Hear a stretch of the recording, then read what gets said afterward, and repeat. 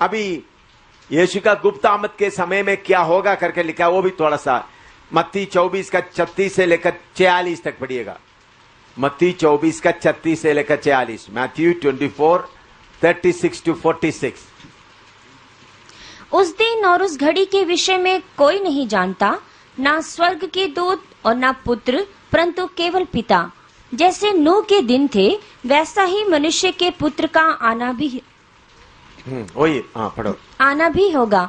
क्योंकि जैसे जल प्रलय से पहले के दिनों में जिस दिन तक कि नूह जहाज पर ना चढ़ा, उस दिन तक लोग खाते पीते थे और उनमें ब्याह शादी होती थी, और जब तक जल प्रलय आकर उन सबको बहा न ले गया, तब तक उनको कुछ भी मालूम ना पड़ा। वैसे ही मनुष्य के पुत्र का आना भी होगा। उस समय 2 जन खेत में होंगे, एक ले लिया जाएगा और दूसरा छोड़ दिया जाएगा। 2 स्त्रियां चक्की पीसती रहेंगी, एक ले ली जाएगी और दूसरी छोड़ दी जाएगी। इसलिए जागते रहो, क्योंकि तुम नहीं जानते कि तुम्हारा प्रभु किस दिन आएगा। परंतु यह जान लो कि यदि घर का स्वामी जानता होता कि चोर किस पहर आएगा, तो जागता रहता और अपने घर में सेंध लगने ना देता। इसलिए तुम भी तैयार रहो, क्योंकि जिस घड़ी के विषय में तुम सोचते भी नहीं हो, उसी घड़ी मनुष्य का पुत्र आ जाएगा। सो वह विश्वास योग्य और बुद्धिमान दास कौन है, जिसे स्वामी ने अपने नौकर चाकरों पर सरदार ठहराया कि वे समय पर उन्हें भोजन दे। धन्य है वह दास जिसे उसका स्वामी आकर ऐसा ही करते पाए। इधर में लिखा है कैसा प्रभु यीशु मसीह आते समय में, सीक्रेट आते में, गुप्त में आते में क्या होगा। लूका 17 का 34 भी उनके साथ मिलाकर पढ़िएगा। लूका 17 का 34 भी। मैं तुमसे कहता हूँ, उस रात 2 मनुष्य एक खाट पर होंगे, एक ले लिया जाएगा और दूसरा छोड़ दिया जाएगा। तो यीशु का गुप्त आमद में क्या क्या होगा मालूम हो गया ना आपको। 2 लोग बिस्तरे में सोते रहेंगे, एक जो तैयार है जाएगा। 2 लोग खेत में होंगे, जो तैयार है जाएगा। तो इसलिए हर समय हम तैयार रहना। लूका मत्ती 24 का 42 और 43 भी पढ़िएगा। Matthew 24, 42 and 43। इसलिए जागते रहो, क्योंकि तुम नहीं जानते कि तुम्हारा प्रभु किस दिन आएगा। परंतु यह जान लो कि यदि घर का स्वामी जानता होता कि चोर किस पहर आएगा, तो जागता रहता और अपने घर में सेंध लगने ना देता। चोर की तरह परमेश्वर आएगा, उसका मतलब परमेश्वर चोर नहीं है। चोर कब आता है करके हमको मालूम नहीं होता। समझ आया? चोर की तरह परमेश्वर आएगा। चोरी करने वाला अपना टाइम पर आता है, तो परमेश्वर चोर नहीं है, लेकिन चोर की तरह परमेश्वर आएगा। इन्हीं दिनों में ये तैयारी हमेशा सब लोग बना के रखना है। पहले तो उसने 4 का 14 से 18 तक पढ़िएगा, गुप्त आमद में क्या होता है। पहला थिस्सलुनी 4 का 14 से 18, फर्स्ट थिस्सलुनी 4:40 to 18। हाँ, क्योंकि यदि हम प्रतीति करते हैं कि यीशु मरा और जी भी उठा, तो वैसे ही परमेश्वर उन्हें भी जो यीशु में सो गए हैं उसी के साथ ले आएगा। क्योंकि हम प्रभु के वचन के अनुसार तुमसे यह कहते हैं कि हम जो जीवित हैं और प्रभु के आने तक बचे रहेंगे, तो सोए हुओं से कभी आगे ना बढ़ेंगे। क्योंकि प्रभु आप ही स्वर्ग से उतरेगा। उस समय ललकार और प्रधान दूत का शब्द सुनाई देगा और परमेश्वर की तुरही फूंकी जाएगी, और जो मसीह में मरे हैं वे पहले जी उठेंगे। तब हम जो जीवित और बचे रहेंगे उनके साथ बादलों पर उठा लिए जाएंगे कि हवा में प्रभु से मिले, और इस रीति से हम सदा प्रभु के साथ रहेंगे। ये विवरण करने का जरूरत नहीं, ये बात आप सबको अच्छी तरह मालूम है। विवरण करने का जरूरत नहीं। यीशु का आमद, पहला थिस्सलुनी, तो मैं सिर्फ वचन पढ़कर छोड़ देता हूं। पहला कोरिन्थी 15 का 51-52, 1 Corinthians 15, 51, 52। देखो, मैं तुमसे भेद की बात कहता हूँ कि हम सब तो नहीं सोएंगे, परंतु सब बदल जाएंगे। और ये क्षण भर में पलक मारते ही पिछली तुरही फूंकते ही होगा, क्योंकि तुरही फूंकी जाएगी और मुर्दे अविनाशी दशा में उठाए जाएंगे और हम बदल जाएंगे। ये भी विवरण करने का जरूरत नहीं, लिख कर रख दो, क्योंकि ये बातें आपको मालूम है, आप लोग इसके बारे में प्रचार करते हैं, तो जो बातें आपको मालूम है उसके लिए समय मैं खर्च करना नहीं चाहता हूं। अभी पब्लिक कमिंग, सबके सामने आने के बारे में भी एक दो विषय प्रकाशित एक का साथ पढ़िएगा। सबके सामने यीशु आता है। देखो वह बादलों के साथ आने वाला है और हर एक आंख उसे देखेगी। हर एक आंख उसके देखेगा। अभी मत्ती 24 का 27 से 31 तक, मत्ती 24 का 27 से 31 तक, मैथ्यू 24 27 to 31। क्योंकि जैसे बिजली पूर्व से निकलकर पश्चिम तक चमकती जाती है, वैसा ही मनुष्य के पुत्र का भी आना होगा। जहाँ लोथ हो वहीं गिद्ध इकट्ठे होंगे। उन दिनों के क्लेश के बाद तुरंत सूर्य अंधियारा हो जाएगा और चांद का प्रकाश जाता रहेगा और तारे आकाश से गिर पड़ेंगे और आकाश की शक्तियां हिलाई जाएंगी। तब मनुष्य के पुत्र का चिन्ह आकाश में दिखाई देगा और तब पृथ्वी के सब कुलों के लोग छाती पीटेंगे और मनुष्य के पुत्र को बड़ी सामर्थ और ऐश्वर्य के साथ आकाश के बादलों पर आते देखेंगे। और वह तुरही के बड़े शब्द के साथ अपने दूतों को भेजेगा और वे आकाश के इस छोर से उस छोर तक चारों दिशा से उसके चुनुओं को इकट्ठे करेगा। अभी इधर में गुप्त आमद और सबके सामने आने में तुरी में थोड़ा सा फर्क है। आप वो फर्क, तुरी बजाने वाले का फर्क आप थोड़ा देकर बता सकता है? गुप्त आमद में किसका तुरी आता होता है और सबके सामने आते समय तुरी किसका होता है? थोड़ा देख लो। हाँ, पहला तस्वीर 4 का 16 पढ़ो। पहला तस्वीर 4 का 16। क्योंकि प्रभु आप ही स्वर्ग से उतरेगा, उस समय ललकार और प्रधान दूत का शब्द सुनाई देगा और परमेश्वर की तुरही फूकी जाएगी। गुप्त आमद में किसका तुरी है? परमेश्वर का तुरी। और पब्लिक कमिंग, सबके सामने आते समय किसका तुरी है? मत्ती 24 का 31 पढ़ो। और वह तुरही के बड़े शब्द के साथ अपने दूतों को भेजेगा। अभी कौन तुरी बजा रहा है? दूत। फर्क समझ में आया?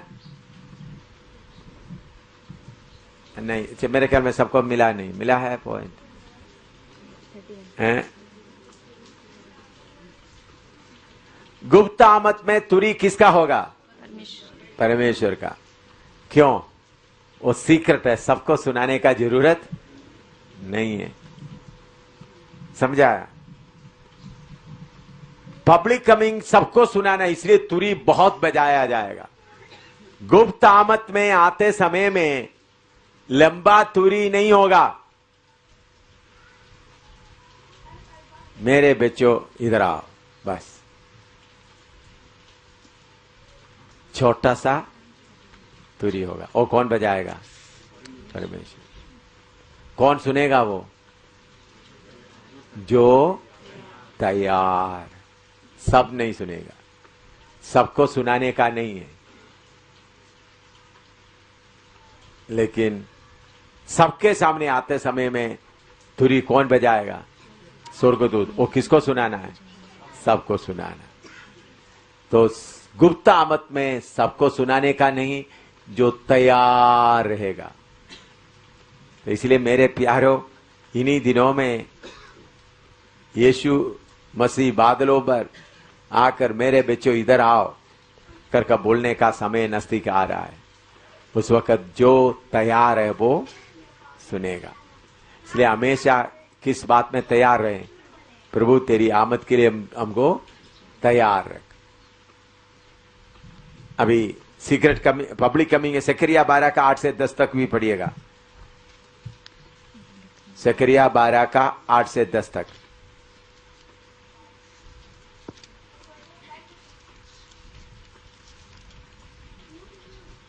12 का 8 से 10 तक। उस समय यहोवा यरूशलेम के निवासियों को मानो ढाल से बचा लेगा, और उस समय उनमें से जो ठोकर खाने वाला हो वह दाऊद के समान होगा, और दाऊद का घराना परमेश्वर के समान होगा, अर्थात यहोवा के उस दूत के समान जो उनके आगे आगे चलता था। और उस समय मैं उन सब जातियों को नाश करने का यत्न करूंगा जो यरूशलेम पर चढ़ाई करेगी, और मैं दाऊद के घराने और यरूशलेम के निवासियों पर अपना अनुग्रह करने वाली और प्रार्थना सिखाने वाली आत्मा उंडेलूंगा। तब वे मुझे ताकेंगे, अर्थात जिसे उन्होंने भेदा है, और उसके लिए ऐसे रोएंगे जैसे इकलौते पुत्र के लिए रोते पीटते हैं, और ऐसा भारी शोक करेंगे जैसा पहलोठे के लिए करते हैं। उस समय यरूशलेम में इतना रोना पीटना होगा जैसा मगिदोन की तराई में हद्दिरमोन में हुआ था। सारे देश में विलाप होगा, हर एक परिवार में अलग अलग, अर्थात दाऊद के घराने का परिवार अलग और उनकी स्त्रियां अलग, नातान के घराने का परिवार अलग और उनकी स्त्रियां अलग, लेवी के घराने का परिवार अलग और उनकी स्त्रियां अलग, शिमियों के परिवार अलग और उनकी स्त्रियां अलग, और जितने परिवार रह गए हों हर एक परिवार अलग अलग और उनकी स्त्रियां भी अलग अलग। इधर में कैसा इस्राएली लोग पश्चाताप करेंगे, प्रभु कैसा आएंगे, इस बात को मैं खोलकर जब प्रकाशित वाक्य 19 का अध्याय आते वक्त पढ़ाएंगे, सिर्फ आप नोट करके रख देना। अभी एक बात आप समझना, प्रकाशित वाक्य 4 अध्याय से लेकर आगे जितना भी लिखा है सीक्रेट कमिंग या गुप्त आमद के बारे में नहीं, बल्कि कौन सा है, पब्लिक कमिंग, सबके सामने आने वाला बात के बारे में बताया। प्रकाशित वाक्य में 4 अध्याय का शुरू से लेकर कोई आमद के बारे में बताया, वो सब कौन सा आमद के बारे में है, सबके सामने आने वाला आमद के बारे में है। तो अभी प्रकाशित वाक्य 1:8 पढ़िएगा। प्रकाशित वाक्य 1:8। प्रभु परमेश्वर वह जो है और जो था और जो आने वाला है, जो सर्वशक्तिमान है, यह कहता है कि मैं ही अल्फा और ओमेगा हूं। परमेश्वर खुद ही अपना टेस्टिमनी देता है। दोबारा पढ़ो। प्रभु परमेश्वर वह जो है और जो था और जो आने वाला है, हाँ, जो सर्वशक्तिमान है, यह कहता है कि मैं ही अल्फा और ओमेगा हूँ। मैं ही अल्फा और ओमेगा हूँ। लिखो अपना गवाही।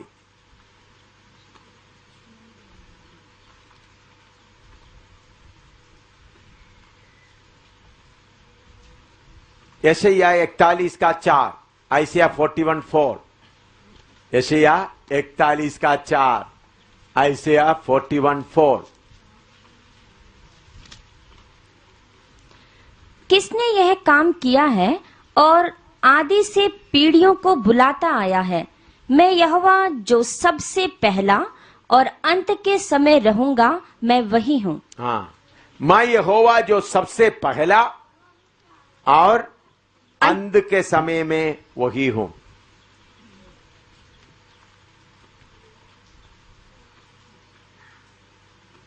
मैं यहोवा सबसे पहला और अंत के समय में वही हूं, इसलिए बोलता मैं आदि और अंत हूं। और यशायाह 44 का 6, आइसिया 44:6, आइसिया 44:6, यशायाह 44 का 6। यहोवा जो इस्राएल का राजा है, अर्थात सेनाओं का यहोवा, जो उसका छुड़ाने वाला है, वह यूं कहता है, मैं सबसे पहला हूँ और मैं ही अंत तक रहूंगा। मुझे छोड़ कोई परमेश्वर है ही नहीं। I am the first, I am the last, beside me there is no God. मैं सबसे पहले हूं और मैं ही अंत तक रहूंगा, मुझसे छोड़कर कोई परमेश्वर है ही नहीं। यह वचन आप लोगों को माल में फिर भी नोट करके रखें। यशायाह 48 का 12, आइसिया 48:12। हे याकूब, हे मेरे बुलाए हुए इस्राएल, मेरी ओर कान लगाकर सुन। मैं वही हूँ, मैं ही आदि और मैं ही अंत हूँ। हालेलुया। मैं ही आदि हूँ और मैं ही अंत हूँ। आई am the first, I am also the last.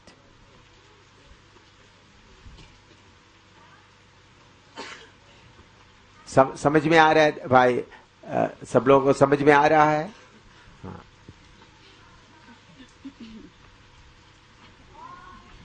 Ayub 36 का 26 पढ़िएगा। आयुब 36 का 26, जॉब 36:26।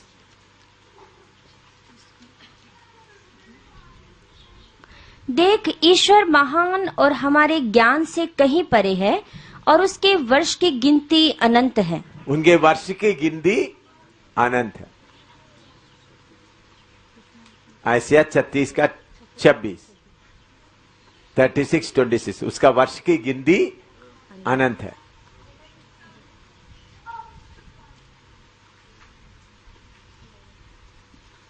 व्यवस्था विवरण 33 का 27, ड्यूटोनॉमी 33:27, ड्यूटोनॉमी 33:27, व्यवस्था विवरण 33 का 27, 33 का 27। अनादि परमेश्वर तेरा गृह धाम है। हाँ, अनादि परमेश्वर तेरा गृह धाम। Eternal God is thy refuge.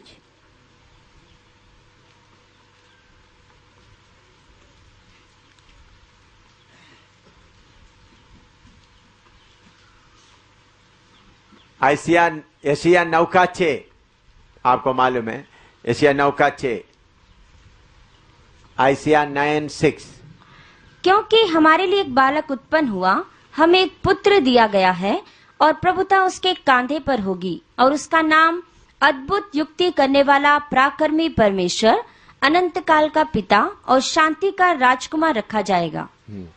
ये भी आपको मालूम है, अनंत काल का पिता, सर्वशक्तिमान परमेश्वर। नोट कर लो।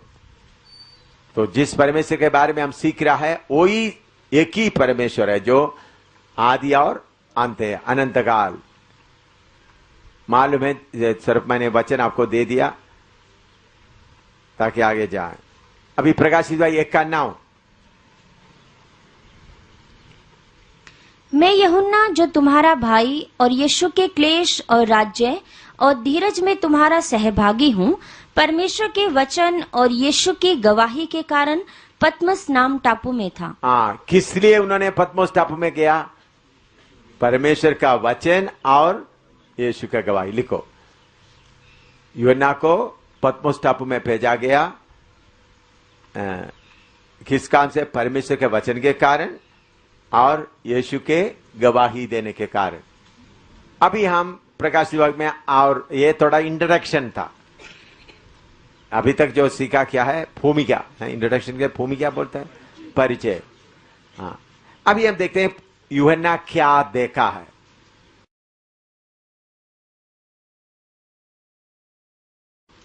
प्रकाशित वाक्य पहला अध्याय, उसका 10 से 20 तक हम पढ़ते समय यूहन्ना क्या देखा है करके हम पढ़ते हैं। यूहन्ना प्रकाशित 1 का 10 से लेकर 20 तक नोट करो। तो उसका पहला आयत पढ़िएगा, 10 पढ़िएगा। कि मैं प्रभु के दिन आत्मा में आ गया। हाँ, उधर में एक शब्द लिखा है, प्रभु के दिन मैं आत्मा में आ गया। ये प्रभु का दिन कौन सा दिन है? बोलो, प्रभु का दिन कौन सा दिन है? हैं? प्रभु का दिन मैं आत्मा में आ गया। बोलिए। सब सो गए या इधर कोई नहीं बैठे?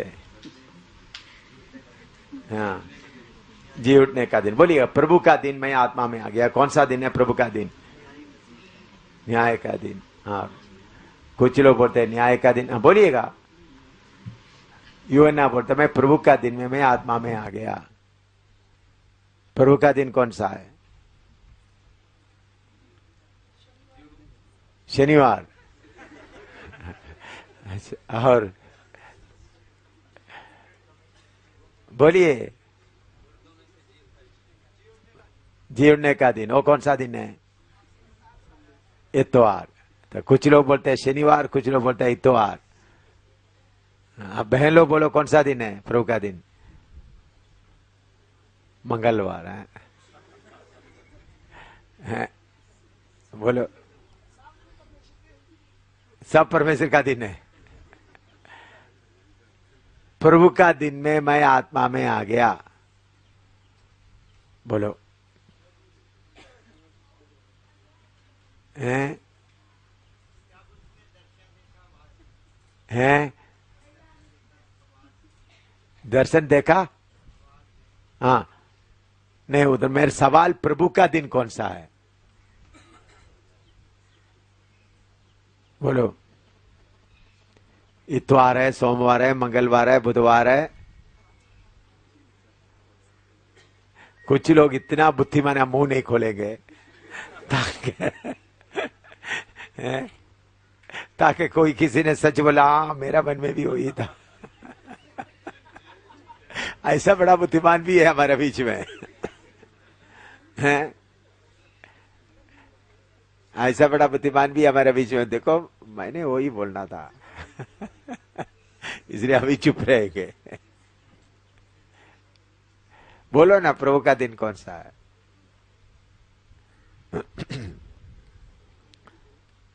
असली में हम सोचते समय प्रभु का दिन पुराना समय में यीशु मसीह जी उठा हुआ उस दिन को प्रभु का दिन माना जाता है, प्रभु का दिन। लेकिन इधर में ये एक दिन का बात नहीं है। असली में हम देखते हैं वक्त यूहन्ना आत्मा में प्रभु का दिन में क्या क्या होना है वो देखा। ये सारे बात अभी पहला अध्याय से लेकर आप आगे पढ़ें, एक दिन का बात नहीं है। आत्मा में उन्होंने प्रभु का दिन में क्या क्या होगा, आत्मा में उनको प्रभु का दिन में होने वाला बातों को दिखाने के लिए लेकर गया। अभी प्रभु का दिन के बारे में पढ़ते समय ऐसी याद 2:12 पढ़िएगा। आप लिखे लॉर्ड्स डे, प्रभु का दिन, हेडिंग लिखो लॉर्ड्स डे या प्रभु का दिन, प्रभु का दिन, लॉर्ड्स डे पढ़िएगा। यशायाह 2:12। क्योंकि सेनाओं के यहोवा का दिन सब घमंडियों और ऊंची गर्दन वालों पर और उन्नति से फूलने वालों पर आएगा और वे झुकाए जाएंगे। यहोवा का दिन,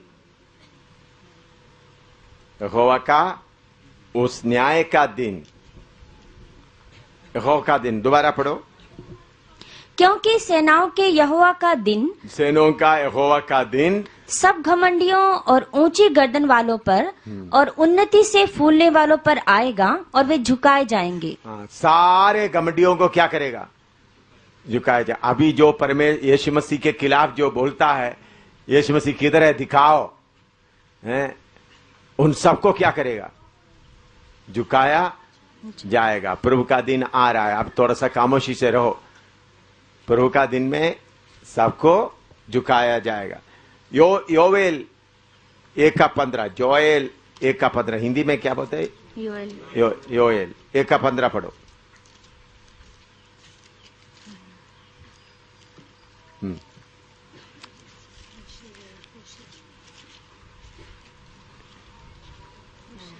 योएल 1:15, होशिया, दानियेल, पढ़ो। उस दिन के कारण हाय, क्योंकि यहोवा का दिन निकट है। यहोवा का दिन निकट है। उधर में लिखा है यहोवा का दिन निकट है। और योवेल का 2:1, 2:1 सियोन में नरसिंगा फूंको, मेरे पवित्र पर्वत पर सांस बांधकर फूंको, देश के सब रहने वाले कांप उठे, क्योंकि यहोवा का दिन आता है। यहोवा का दिन आता है। 3:14, 3:14, निपटारे की तराई में भीड़ की भीड़ है, क्योंकि निपटारे की तराई में यहोवा का दिन निकट है। यहोवा का दिन निकट है। वारी ऑफ डिसीजन, यहोवा का दिन निकट है। एसकीएल 13:5, एसकीएल 13:5, एसकीएल 13:5।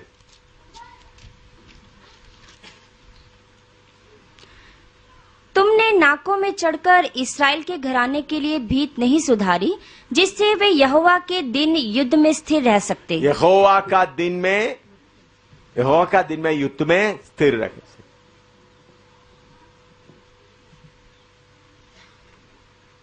मलाकी 4:5, मलाकी 4:5। आप थोड़ा स्पीड में जाना है क्योंकि सीखना बहुत है। देखो, यहोवा के उस बड़े और भयानक दिन के आने से पहले, यहोवा का बड़े भयानक दिन आ रहा है।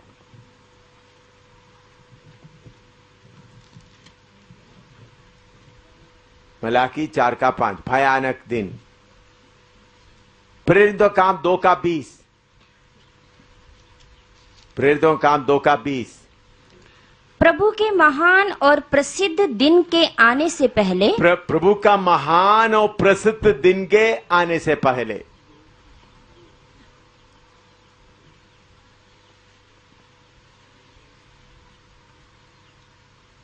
दूसरा कोरिन्थी 1:14, दूसरा कोरिन्थी 1:14।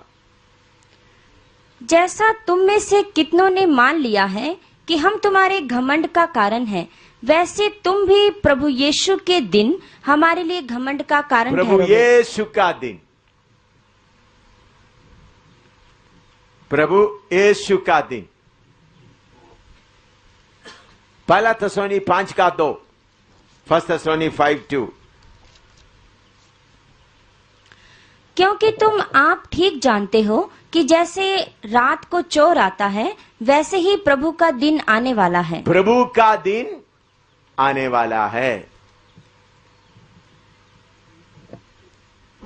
दूसरा पत्रोस 3:10, 2 पीटर 3:10। परंतु प्रभु का दिन चोर की नाई आ जाएगा। प्रभु का दिन चोर का नहीं आ जाएगा। अभी मैं कुछ रेफरेंस आपको प्रभु का दिन के बारे में दिया है, ये पक्का आने वाला है। अभी लोगों को प्रभु दया से लिया है, घमंड करते रहता है, परमेश्वर के खिलाफ बोलते रहता है, लेकिन प्रभु का दिन में सब ठीक होता जाएगा, सबको ठीक करके छोड़ेगा। बड़े से बड़ों को भी, मुसलमान भाई लोग बोलते हैं यीशु कहां, मरा नहीं है, सब प्रभु का दिन में सारा हिसाब ठीक हो जाएगा, किसी के अंदर दम नहीं रहेगा। हर घुटना टेकेंगे, हर जीव अंगीकार करेंगे यीशु ही प्रभु है। हर मुसलमान अंगीकार करेंगे, हर हिंदू अंगीकार करेंगे, हर बुद्ध अंगीकार करेंगे, हर कम्युनिस्ट अंगीकार करेंगे। तो प्रभु का दिन आ रहा है, न्याय का दिन। अभी इतवार, खास तौर पर इतवार मनाने के लिए कब से शुरू किया, उसका यीशु मसीह के समय में कलीसिया क्या सोचते थे। यहूदी लोगों का प्रार्थना का दिन था शनिवार, लेकिन यीशु मसीह जी उठने का दिन इतवार होने के कारण विश्वासी लोग इतवार को आराधना करते थे। लेकिन वो एक खास रिवाज के तौर पर नहीं था, उन लोग प्रतिदिन आराधना करते थे, लेकिन इतवार के दिन प्रभु जी उठा हुआ दिन ऐसा है उन लोग थोड़ा, क्योंकि ऐसा दिन उन लोग मानने का कारण क्या है, यहूदी लोग कौन सा दिन मनाते थे। और इसका एक दूसरा भी बात है, आप लोग पास्टर लोग भी ध्यान से सुने। पुराने जमाने में कोई गिरजाघर नहीं था, इस्राएली लोग सब किधर में इकट्ठा होते थे, मंदिर में। मंदिर में शनिवार को पूरा भीड़ के भीड़ है, तो इसलिए उन लोग सोचा भीड़ के भीड़ उन लोग जो थे, हम कौन सा दिन जाएंगे, इतवार को जाएंगे। शनिवार उन लोग जाएंगे, कौन जाएंगे? तो शनिवार जाकर उन लोग थक जाएंगे, तो इतवार को कोई जाने के लिए ज्यादा नहीं होगा। फिर भी कोई पाप वगैरह किया हो तो क्या होगा? तो शनिवार को पूरा ज्यादा से ज्यादा यहूदी जाएगा, तो दूसरा दिन इतवार को इतना भीड़ नहीं होता। तो उन लोग सोचे यही है अच्छा मौका। तो आराधना किधर होते थे? मंदिर में। ऐसा चलते चलते एक कारण हो गया। तो क्रिश्चियन शब्द या क्रिश्चियन शब्द करके हम नहीं बोल सकते, मैं बोल देता यीशु के पीछे चलने वाला। चलो उन लोग पूरा यहूदी लोग पूरा अपना रश पूरा सब करने दो। आपको मालूम है कहीं त्योहार वगैरह हो गया तो दूसरे दिन कैसा क्या होता है? काली होता है, खामोशी होता है। तो वही दिन देकर के लोग जाना शुरू किया। ऐसा इतवार का आराधना।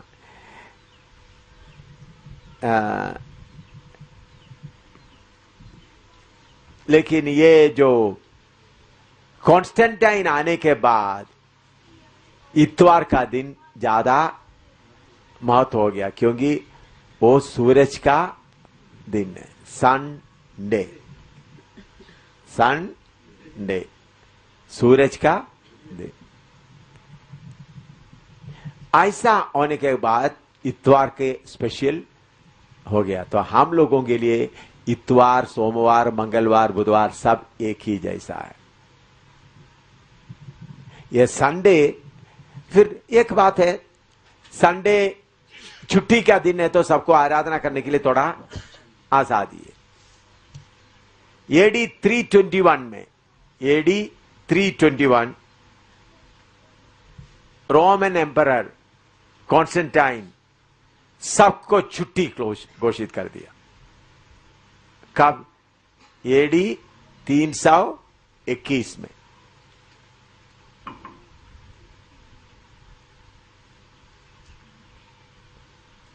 यह संडे छुट्टी कब शुरू हो गया?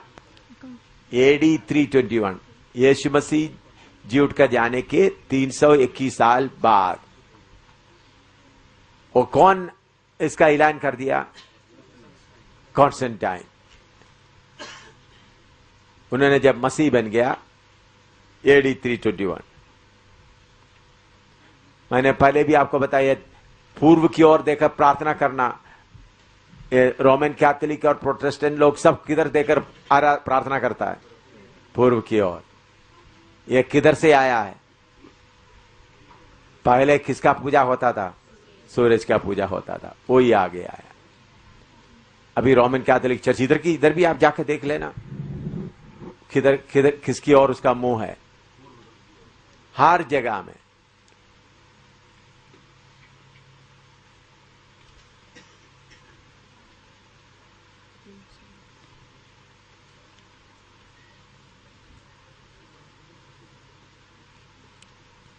उन्हीं दिनों में एम्परर्स डे या सम्राट का दिन भी होता था। सम्राट का एम्परर्स डे वो साल में एक एक बार होता था। इधर में उसके साथ तो इतवार हमारे लिए कोई खास स्पेशल नहीं है, बस ऐसे एक रिवाज आ गया। कुछ लोग सोचते इतवार का दिन, हमारे लिए इतवार का दिन सोमवार मंगलवार जैसा ही है। बाकी लोगों को छुट्टी मिलने के कारण हम क्या करते हैं? आराधना करते हैं, इतना ही। अच्छा, अभी ये एक दिन में ये बात हुआ नहीं करके उसके लिए सबूत पढ़िएगा। प्रकाशित 1:10 पढ़िएगा।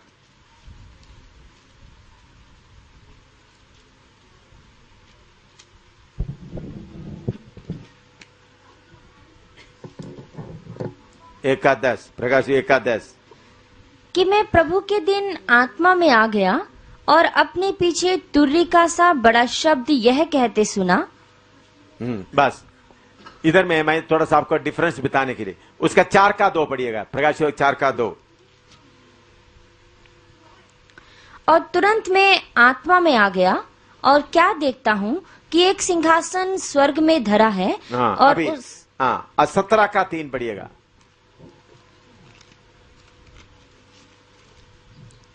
तब वह मुझे आत्मा में जंगल को ले गया। आत्मा में जंगल को ले गया। अभी 21 का 10 पढ़िएगा। और वह मुझे आत्मा में एक बड़े और ऊंचे पहाड़ पर ले गया। हाँ, देखिए इधर में बहुत घटना बताता है। इससे हमको मालूम हो सकता है एक दिन का बात नहीं है। एक दिन में ये सारे बात लेकर एक आदमी लिख नहीं सकता। तो इसलिए हम, और परमेश्वर का दिन एक दिन का बात नहीं है। उसके लिए हिसाब कैसा है?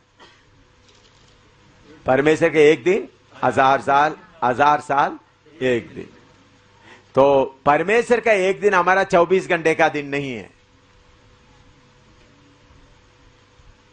फर्क समझ रहे हैं आपको?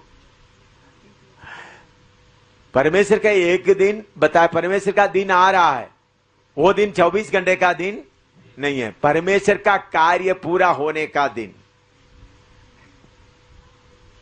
है। परमेश्वर का दिन लिखो, परमेश्वर का दिन 24 घंटे नहीं है। परमेश्वर का काम पूरा होने तक एक दिन है। वो हमारा 10 दिन लगेंगे, 15 दिन लगे, 1 साल लगे, फिर भी वो कितना परमेश्वर के लिए कौन सा दिन है? एक ही दिन है। मनुष्य के लिए उन्होंने 24 घंटे का दिन दिया है।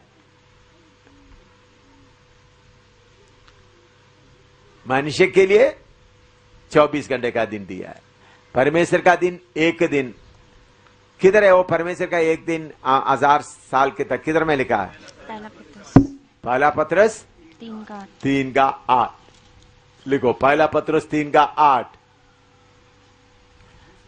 पहला नहीं, दूसरा पत्रस 3 का 8। पहला पत्रस नहीं, दूसरा पत्रस। आप ठीक कहा, थैंक यू। दूसरा पत्रस 3 का 8। 2 पीटर 3:8। अभी सब प्रकाशित वाक्य पहला अध्याय उसका 11 का पहला पाठ हमने पढ़ा है। Alpha and omega and the first and the last है। मैं पहला और अंतिम उसी का। अभी उसका आगे पढ़िएगा। 11 शुरू करो। कि जो कुछ तू देखता है उसे पुस्तक में लिखकर 7 कलीसियाओं के पास भेज दे। जो कुछ देखता है, तो उनको इधर में आप समझना है, आत्मा में उन्होंने बातों को क्या कर रहा है? देख रहा है। उनके मन में आया कल्पना नहीं, बल्कि उनको दिखा रहा है, देख करके लिख रहा है, दिखाकर, ताकि सुनने में काफी नहीं बल्कि प्रभु उसको दिखा रहा है जो देख रहा है। तो देखते हैं क्या है। कितने कलीसियाओं को भेजना है? 7 कलीसिया। उसके बारे में पहले पढ़ा है आप लोग। 7 कलीसिया पढ़ो, नाम से पढ़ कर जाइएगा। अर्थात इफिसुस और स्मुरना और पिरगमुन और थुआतीरा और सरदीस और फिलदिल्फिया और लौदीकिया में। ये बात अभी उन 12 पद से पढ़िए। 12 पद से लेकर 17 तक पढ़िएगा। और मैंने उसे जो मुझसे बोल रहा था देखने के लिए अपना मुंह फेरा, और पीछे घूमकर मैंने सोने की 7 दीवटें देखी। और उन पहले सोने का 7 दीवटें देखी। सबसे पहले क्या देख रहा है? सोने का 7 दीवटें। अभी ये दीवटें, सोने का दीवटें कब जलता है? रात के समय जलता है। क्या है? रात के समय। अभी पृथ्वी या सारे मनुष्य किस समय में से गुजर रहा है? अंधेरा में गुजर रहा है। यह अंधेरा कब छा गया? जब आदम ने पाप किया, तब से सारे धरती किसमें चल रहा है? दिन रात आते हैं तो भी आत्मिक बातों में सब किधर में चल रहा है? अंधेरा में चल रहा है। ये बात आप सबको अच्छी तरह मालूम है। 7 दीवट क्या बताता है? सारे संसार किसमें चल रहा है? अंधेरा में। सारे संसार लिखो, सारे संसार अभी आत्मिक तौर पर अंधेरा में चल रहा है। यह 7 दीवट क्या बताता है? रात का समय को बताता है। इसलिए मत्ती 5 का 14-15 पढ़ो। मत्ती 5 का 14-15। तुम जगत की ज्योति हो। जो नगर पहाड़ पर बसा हुआ है वह छिप नहीं सकता। हाँ। और लोग दिया जलाकर पैमाने के नीचे नहीं परंतु दीवट पर रखते हैं। हाँ। तब उससे घर के सब लोगों को प्रकाश पहुंचता है। हाँ, तो हम लोग हमेशा समझना है, अभी सारे संसार किसमें पड़ा हुआ है? अंधेरा में। रोशनी सिर्फ किसके पास है? हमारे पास ही है। यीशु बोलता है तुम जगत के ज्योति हो। यीशु जगत के ज्योति है, मैं और आप भी जगत के ज्योति है। यीशु जगत के ज्योति है, मैं और आप भी जगत के ज्योति है। सर यीशु ज्योति बोलने से काफी नहीं। और ज्योति जलाकर किधर रखता है? चार काट के नीचे नहीं रखता, बल्कि पैमाने में रखता है। सारे घर के सब लोग, तो आपको प्रभु जिधर में सेवा के लिए रखा है उधर का सारे लोग, चाहे हिंदू हो, मुसलमान हो, ईसाई हो, सब क्या देखे? रोशनी देखे। सब लोग देखना है।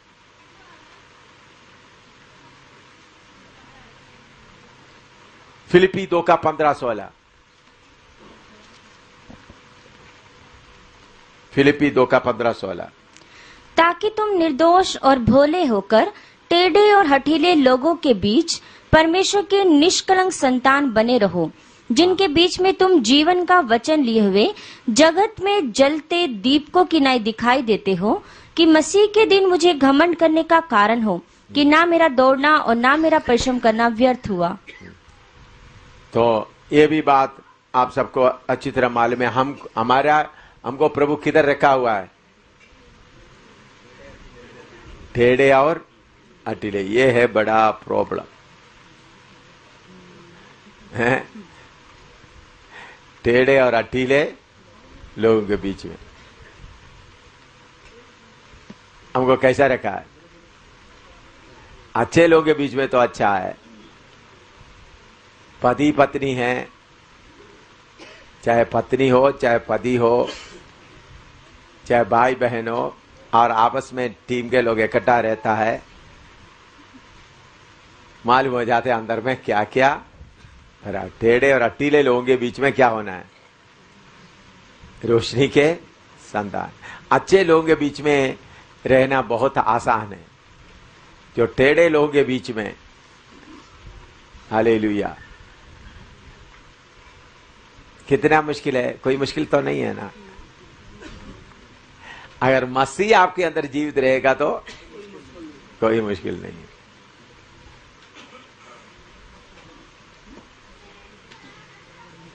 आपके अभी टीम के लोग रह रहा है, अभी बहन लोग है और भाई लोग।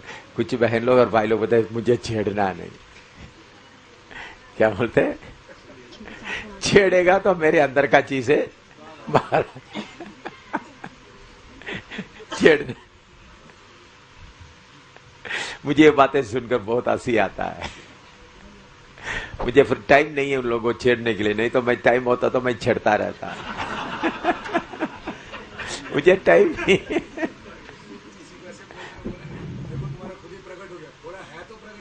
हाँ मुझे छेड़ने का टाइम होता तो मैं छेड़ता रहता, लेकिन टाइम नहीं है, क्या करूं। रात को भी देखो, आज रात भी, पिछले रात भी 1-1.5 घंटा सोने का मौका मिला। 1.5 घंटा, 1.5 घंटा भी पूरा होगा नहीं,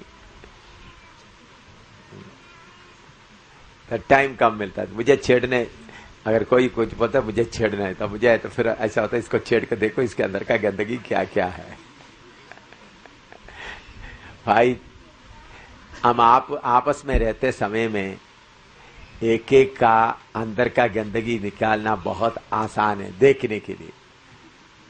कोई बर्तन इधर फेंकेगा, कोई बिस्तरा इधर डाल देगा, कोई बेडशीट उधर डाल देगा, कोई गंदे जूते के साथ अंदर आ जाएगा, कोई पानी पूरा लेकर 10-12 लोग हैं तो एक ही सुबेरे उठकर पूरा नहा धोकर अपना साफ सफाई करके प्रार्थना में बैठ जाएगा, बाकी लोगों को कोई पानी नहीं। तो सुबेरे उठकर नहाना गलत बात नहीं है, ताकि सुबेरे उठकर नहाएगा तो क्या हो गया, बाकी लोगों का समय मिल जाएगा। बाकी लोगों को सुबेरे उठकर कोई नहाए तो बाकी लोगों को समय, लेकिन सुबेरे उठकर का पूरा पानी खत्म करके नहीं बैठना। अपना जितना जरूरत है उतना लेकर नहाया, सुबह उठकर नहाया, अच्छा बात है। टीम में अभी इकट्ठा रहता है तो कोई सुबह उठकर चलो भाई बाकी लोग उठने के पहले मैं उठकर नहा लूं, वो अच्छी बात है।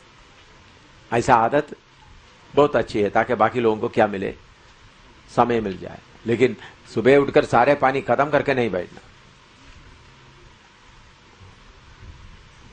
खाना देखिए, जब हम आपस में रहते समय में अंदर का देखो भाइयों बहनों, हमको दूसरे आपको छेड़ने से बहुत फायदा है। छेड़ने से फायदा है नुकसान है? बोलो बोलो, कितने लोग बोलते हैं छेड़ने से फायदा है? बहन लोग कोई हाथ नहीं उठाते, बहन लोग कोई हाथ नहीं उठा रहा है। हैं? हाँ,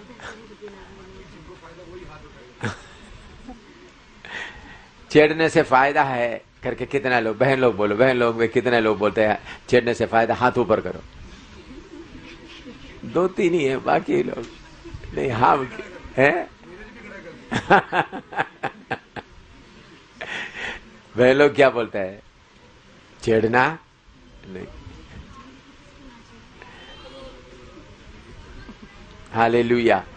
देखिए, टेढ़े और अटीले लोगों के बीच में प्रभु क्यों टेढ़े और अटीले? प्रभु आपको कहां रखता है अपना दुल्हन को? बोलो, कांटों के बीच में। किधर रखता है? कांटों के बीच में। क्यों कांटों के बीच में रखते हैं? कांटे आके लग जाए, उसमें से खुशबू निकले।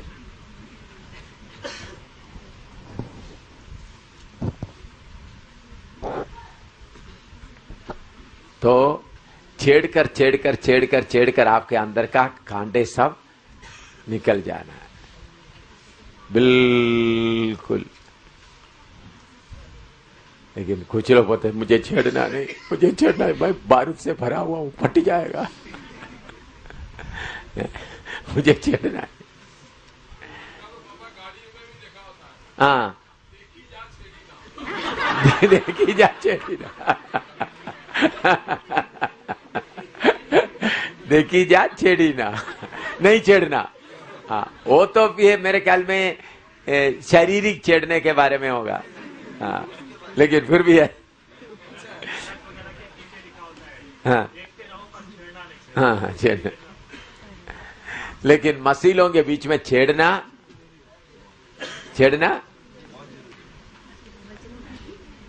बहुत आशीष का है भाई।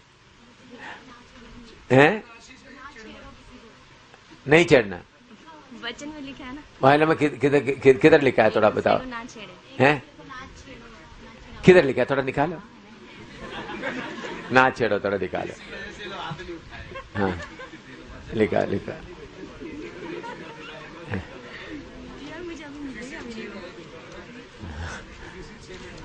नहीं, देखो निकालता हूँ, देखते हैं उन लोग उनका मीनिंग थोड़ा समझता हूँ।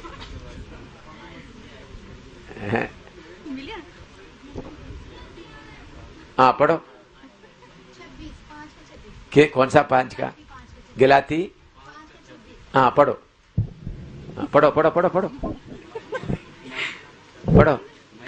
हम घमंडी होकर ना एक दूसरे को छेड़े और ना एक दूसरे से डाह करें।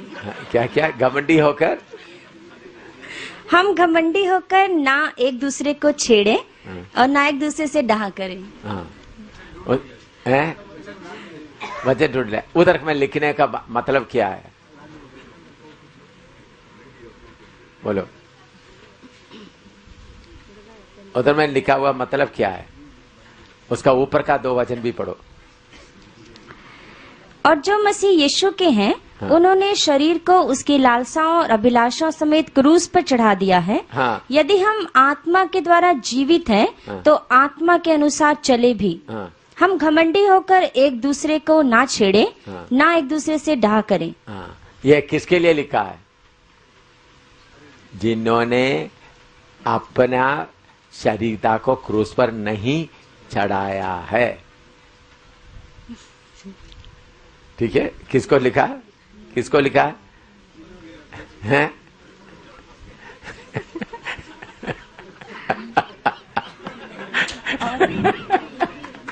जिन्होंने, वो तीनों थोड़ा अच्छी तरह पढ़ो ना।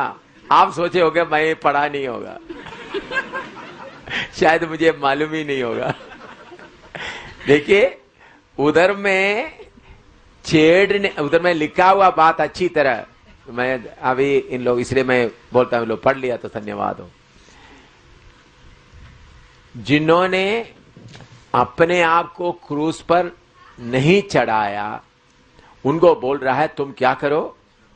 क्रूस पर चढ़ाओ और मसीह में जीवित रहो। इसके पहले उन लोग क्या करते थे?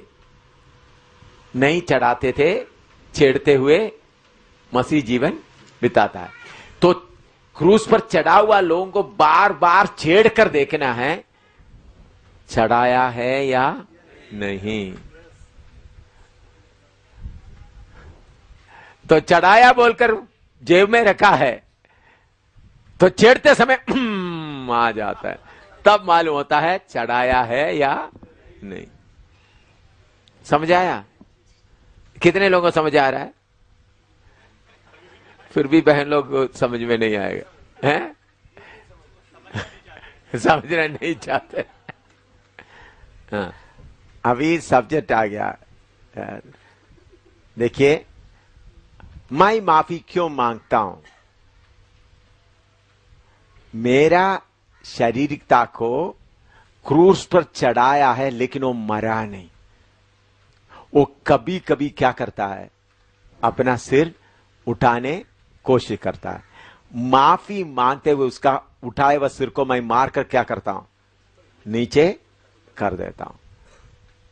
माफी मांगते हुए उनका सिर उठाया तो उस सिर को, तूने उठाया, तुम क्रूस पर तुम लटक रहे, फिर भी तुम क्या किया? इसलिए पौलुस बोलता है मैं मेरा शरीर को मारता कुटता है। तो माफी मांगते हुए मेरा शरीर को मैं क्या कर रहा हूं? थप्पड़ लगा रहा हूं। आपके लिए माफी है, लेकिन मेरा शरीर तो को मालूम है, मैंने थोड़ा बड़ा होना कोशिश किया, माफी मांगते हुए मुझे क्या मिल गया? थप्पड़ मिल गया। समझ में आया? तो माफी मांगते हुए मैं मेरा शरीरता को क्या देता हूं?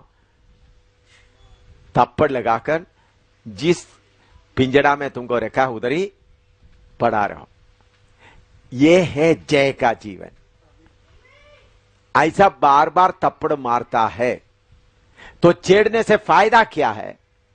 मुझे छेड़ने से फायदा क्या है? मेरे अंदर का जो कैदी में खड़ा हुआ बाहर आता है या नहीं।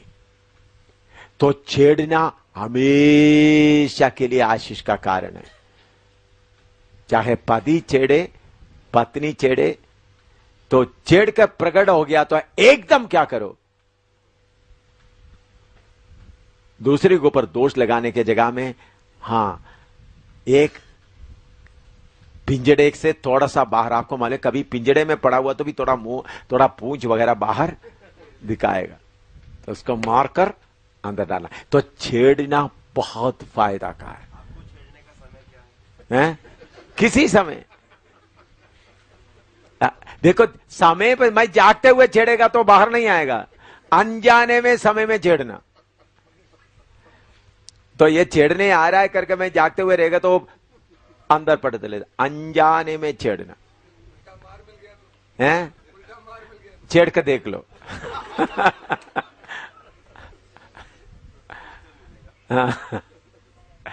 तो मैं आपको बताता हूं, प्रभु हमको टेढ़े और अट्टीले लोगों के बीच में क्यों रखा है, यह समझना। कांडों के बीच में क्यों रखा है? ताकि लगकर हमारा अंदर का खुशबू बाहर आ जाए। चारों तरफ का लोग चिढ़ने दो।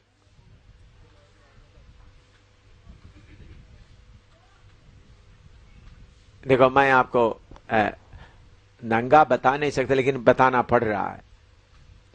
मैं जब पठानकोट में प्रचार कर रहा था, बहुत पुरानी बात है, पठानकोट और शहर के बीच के एक ग्राउंड में, तो रात के मीटिंग था, दिन में लोग उधर क्रिकेट खेलने के लिए आए। तो मुझे मालूम हो गया क्रिकेट लोग खेल रहा है हमारे ट्यूब के ऊपर, ग्राउंड के एक कोने में है हमारा, लेकिन उन लोग शरारती करते क्या कर रहे हैं, क्रिकेट खेलते हुए ट्यूब तोड़ने आ रहे। मैंने बोला भाई ऐसा मत करो, तो फिर बोला हम क्रिकेट खेलें। मैंने ट्यूब खोलना शुरू कर दिया। ट्यूब खोलने करते वक्त इन लोग बोलने लगे यही प्रचार करता है, चलो इसको घेरते।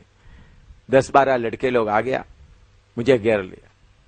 पहले कान में अंगुली डालना शुरू किया, इधर में अंगुली डाल रहा है, खींच रहा है, नौजवान लोग हैं ना। तो फिर मैं बोलता इनका पांड उतारता है। मेरा पांड खोलकर उन लोग पे बेल्ट खोल दिया, पांड उतार दिया, फिर ड्रॉयर भी खोल दिया, फिर इतना बुरी तरह से छेड़ना शुरू कर दिया पब्लिक में। मैं हंसता हुआ रहा। बाद में लैट्रिन के जगह में उन लोग अंगुली डालना शुरू कर दिया। मैंने बोला आपका हाथ गंदे हो जाएंगे। फिर उन लोग लकड़ी डाला। इसी से इससे बुरी तरह कोई छेड़ने का कोई नहीं होता। लेकिन मुझे 10-15 दिन लैट्रिन जाना कितना दर्द रहा, कितना खून गया। ये पक्का मेरे साथ हुआ बात मैं बोल रहा हूं। लो बाकी क्या क्या चढ़ा मैं पब्लिक में बोलना नहीं चाहता हूं। नंगा उस वक्त भी मुझे गुस्सा नहीं हुआ, मुझे मत करो करके नहीं बोला। वो लोग अंगुली डालते मतलब हाथ गंदा हो जाएंगे, तो फिर लकड़ी डालकर डालते। तो मनुष्य हमको, ये मैं मेरे अनुभव से हुआ, एक ही घटना बताओ और इससे कितना हुआ। तो लोग हमको छेड़ते समय में हमारे अंदर में क्या है, वो क्या होता है, प्रकट होता है। पति छेड़े, पत्नी छेड़े, कितने कितने छेड़े। तो छेड़ने में आप डरता है तो आप आपका सांप को बचाना चाहते हैं। डर क्यों आ रहा है? आपका शारीरिकता का सांप बोलता है, मैं बोलता आपके अंदर का, मैं बोलता मेरे लिए, मेरे अंदर का शारीरिकता का सांप को सब लोग मारे।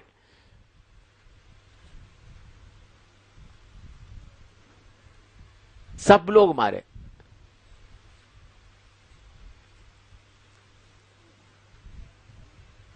मैं उधर बच्चीनगर में रहते समय उधर में एक लड़की था, सरिता,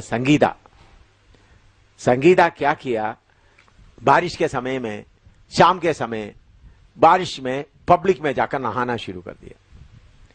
उनका सूट वगैरह तो देखा, मुझे नंगा दिखाई दे रहा था।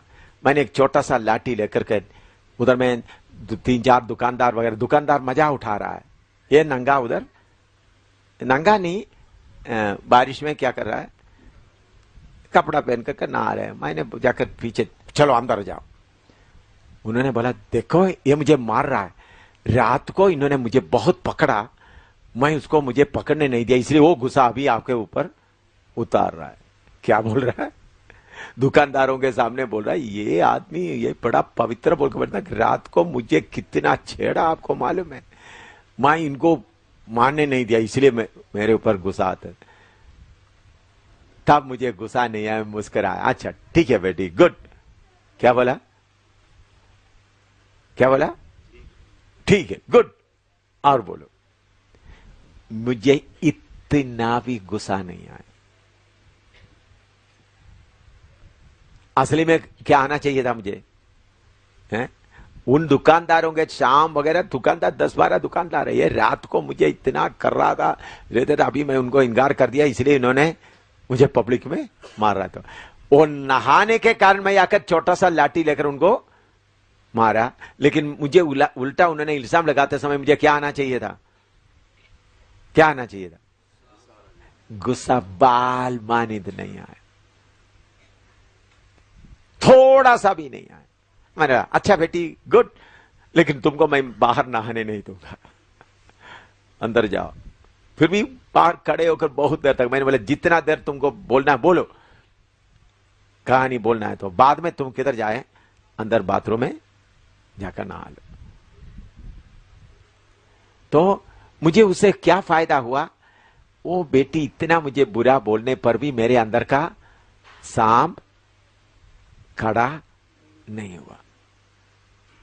तो बाकी लोग हमको छेड़ते, बुरे लोगों के बीच में हमको छेड़ते, हमारे अंदर का असली मनुष्य को क्या करता है, प्रकट करता है। इसलिए प्रभु टेढ़े और अटीले लोगों के बीच में हमको रखा। तो टेढ़े और अटीले लोगों के बीच में आपका फल निकल आए, पवित्र लोगों के बीच में आपका पवित्रता ही दिखाई देगा।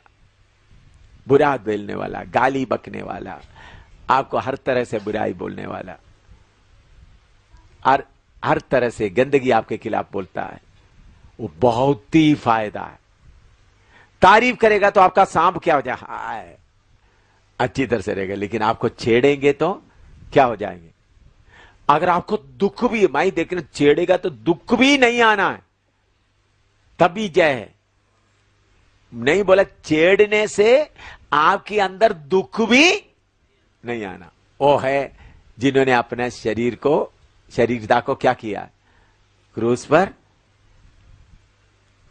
लटका है। अभी पति पत्नी है, अभी मैं बोलता हूं पति जाकर और औरतों के साथ आराम कर रहा है, रात पूरा औरतों के साथ बिता के सुबह आ रहा है, सुबह तक सही जो विश्वासी है, अच्छा भाई आया चलो कॉफी पी लो, तो रात पूरा थक गए होंगे, आराम से सो जाओ, बिस्तरा बना के दे दो, आराम से सो जाओ, बोलो कितने बजे आपको उठाना है। फिर वो सोते समय में आराम से जाकर उनका पाँव थोड़ा सा दबाओ। यह है मसीह जीवन। नहीं और रात और कोई औरत के पास गया तो मैं आपकी चाय दूं, मैं इसको खाना दूं, तो बोलता मतलब आपका शारीरिकता के ऊपर आपको क्या नहीं हुआ, जय नहीं मिला। अपना शरीरता के ऊपर जय पाना, हो मेरा हक नहीं है भाई, यीशु मसीह में आया, आपने क्रूस पर अपना जीवन को चढ़ाया, तो फिर हक पूरा क्या हो गया, पूरा कोई हक नहीं है। वो बुड़बुड़ाते बुड़बुड़ाते आपको छेड़ना शुरू करेगा तो उसको क्या करें, मार मार कर। कुछ लोग क्या बोले, वो बुड़बुड़ाने वाला पत्नी मिल गया, वो क्या करो मैं, बुड़बुड़ाने वाला पति या मारने वाला पति मिल गया तो भी बहुत आशीष है, मारने वाला पति। ऐसा जब फिर हम शैतान को, तू क्या कर सकता है मुझे, अभी आज लो ये बाइबल कवर आकर चुरा के ले जाएगा तो उस वक्त क्या करना चाहिए, अच्छा आपको अच्छा लग रहा है ले जाओ भाई, क्या बोलना, आपको ये अच्छा लग रहा है तो ले जाओ भाई, अब ये गाड़ी मुझे चाहिए, अच्छा आपको अच्छा लग रहा है, गुड ले जाओ। यह है जय जीवन। ये नहीं ले रहा तो उसको पकड़ रहा, नहीं नहीं नहीं भाई ये लेकर जाने, मेरे बाइबल का कवर है। छेड़ने के लिए आए, जमीन लेने के लिए आए। हम उधमपुर में जब था, गढ़ी में हमारा करीम पहले हमारे विश्वासी थे, बाद में उन लोग दूसरे संस्था में शामिल हो गया, तो मैं कहीं बाहर गया हुआ था, तो उन्होंने और 2-3 लोग मिलकर के बोला प्रार्थना भवन पूरा हम कब्जा करेंगे। तो मैं जब आ गया, मैं शनिवार को आ गया, 2-3 दिन से करता, मेरा पत्नी बोला देखो इन लोग, पत्नी और बाकी लोग, पास्टर चरियान और बाकी लोग बोला देखो इन लोग कब्जा करने के लिए थे, तो डीसी को बोलो। डीसी उस वक्त डीसी मेरे साथ वाला ऑफिसर मेरा जूनियर था, उनको शशि उनका नाम था, जूनियर। मैं जब कैप्टन के तौर पर नौकरी करता वक्त मेरा जूनियर में था, वो मेरे अंडर में था, वो शॉर्ट सर्विस कमीशन था इसलिए उनको पूरा नहीं मिला, फिर वो डीसी बन गया आईएएस के द्वारा।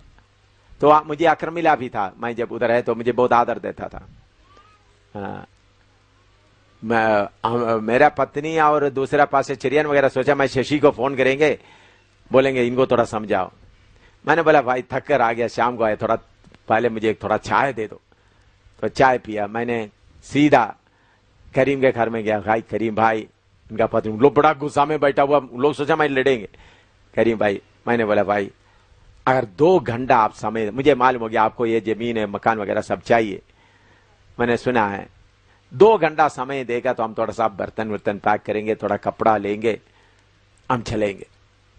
अगर आप बोलते नहीं 2 घंटा नहीं दे, 1 घंटा देगा तो हम थोड़ा कपड़ा लेंगे, जाएंगे। आप बोलते 1 घंटा भी नहीं देता, अभी निकलना, तो भाई आ जाओ, बाइबल मेरे हाथ में है, ले जाओ पूरा, हम निकल रहा है। क्या बोला?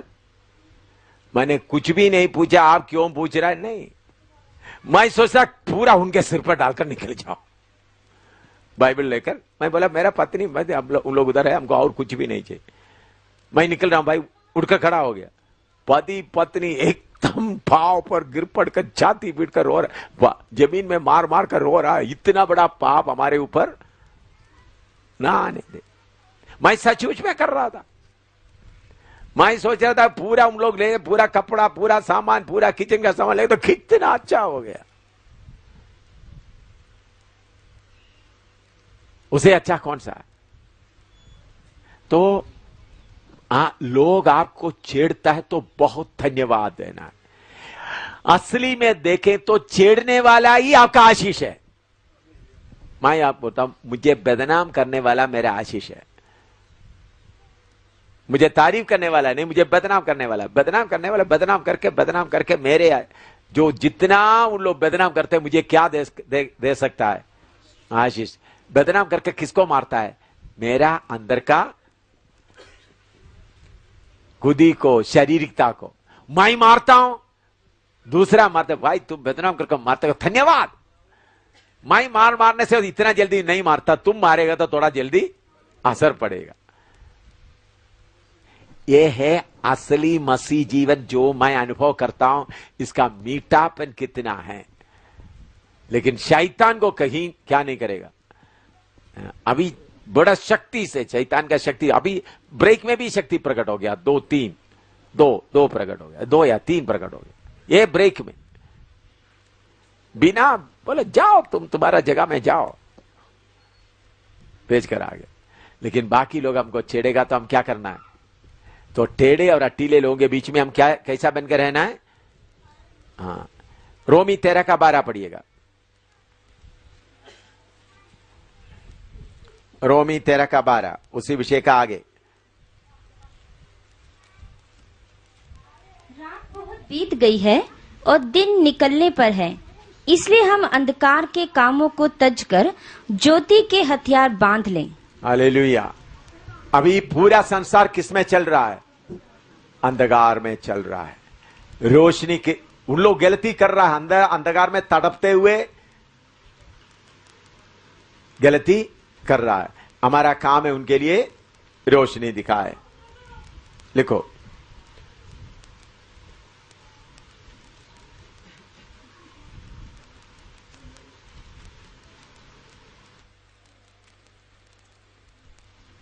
दूसरा पत्रोस 1 का 19 पढ़ो।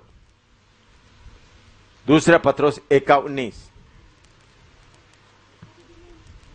और हमारे पास जो भविष्यद्वक्ताओं का वचन है वह इस घटना से दृढ़ ठहरा, और तुम यह अच्छा करते हो जो यह समझकर उस पर ध्यान करते हो कि वह एक दिया है जो अंधियारे स्थान में उस समय तक प्रकाश देता रहता है जब तक कि पौ ना फटे और भोर का तारा तुम्हारे हृदयों में ना चमक उठे। भोर का तारा।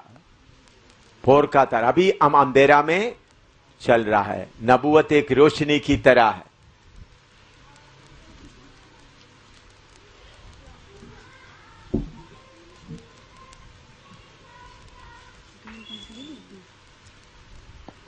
ठीक है, अभी यीशु मसीह का दर्शन थोड़ा देखें।